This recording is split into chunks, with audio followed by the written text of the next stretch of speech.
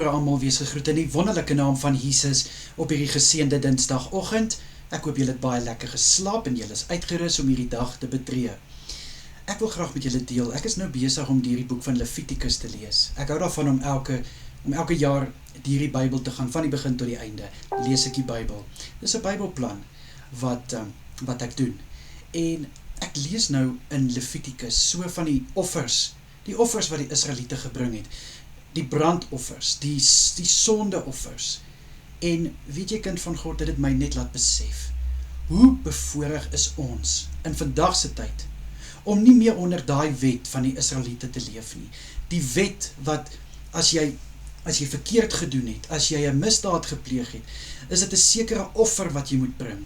Dit is 'n sekere brandoffer, 'n sekere sondeoffer, sekere kledingstukke, 'n sekere plek waar jy mag wees en nie mag wees nie.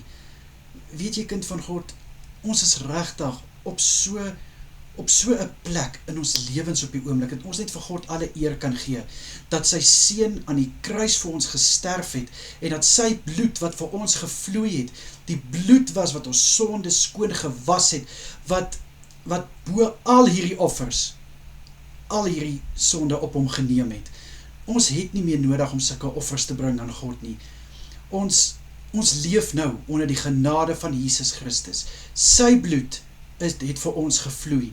Hy was die perfekte lam, die perfekte offer, wat vir elkeen van ons geslag is, sodat ons nie meer in slawerny hoef te leef nie, maar dat ons nou onder genade kan leef. Kind van God, is dit nie rede genoeg om met vreugde in jou hart rond te loop elke dag nie, met vreugde in jou hart, jou dag aan te pak, en om jou dag voluit te leef vir Jesus Christus, met die wete, dat wanneer jy iets verkeerd gedoen het, kan jy na God toe gaan en sê, Here, ek weet ek was verkeerd, en ek vra dat jy my sal vergewe, en my sal help om dit nie meer te doen nie, die Here sal jou vergewe. Jy het nie nodig om brandoffers, sondeoffers en wierookoffers, wat se offers ook nog, daar is so baie offers wat die kinders van Israel moes gedoen het, waarvan ek gelees het, wat ek nou nie eens almal kan onthou nie. En om te dink nou, vandag, in hierdie tyd, 2000 jaar later, waar Jesus Christus vir ons aan die kruis gesterf het, kan ons na hom toe kom, vra vir vergifnis, en hy sal ons vergewe, en hy sal vir ons help, en vir ons lei.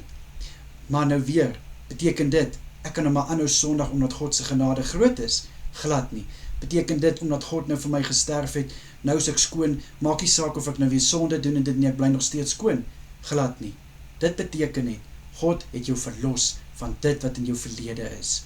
En as ons 'n fout maak, bely dit, God is regverdig, en hy sal ons vergewe, en hy sal vir ons lei, om nie weer daai fout te maak nie, of net vir ons die krag te gee, die wysheid te gee, om dinge anders te kan doen in die toekoms. Dis wat ek graag met julle wou deel vandag, dat kom ons dank God, dankie Here, dat ons nie meer onder daai wet leef nie, maar nou in vryheid.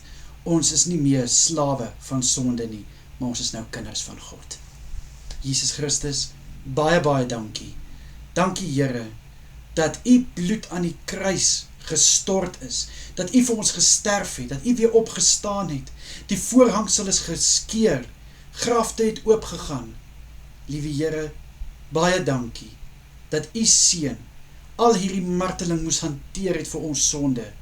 Dankie Vader, ek bid, dat ons in die dae wat voorlê, sal leef, nie of ons slawe is van sonde nie Here, maar dat ons kinders van Jesus is, kinders van God Almagtig.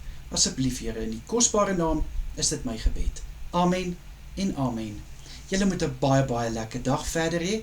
Kyk mooi na julleself en wees geseënd. Gaan julle wel. Totsiens.